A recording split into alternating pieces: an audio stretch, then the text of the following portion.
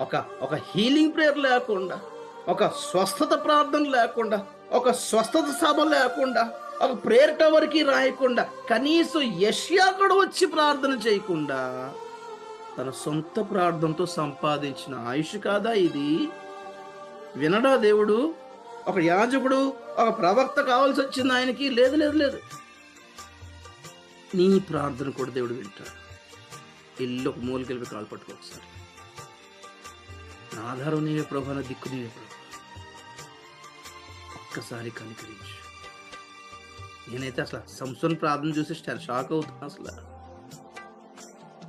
పడిపోయినోడు, ఓడిపోయినోడు, చెడిపోయినోడు, అభిషేకం కోల్పోయినోడు కూడా చివరికి చేసిన దీన ప్రార్థన ఎంత బలం అంటే, తన కళ్ళెదుటున్న ఫిలిష్తీయులను చంపేసి అభిషేకం ఒక్కసారి లాస్ట్ అని ఫైనల్ సంపాదించి చచ్చిపోయాడు.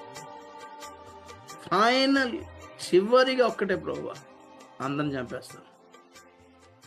వావ్!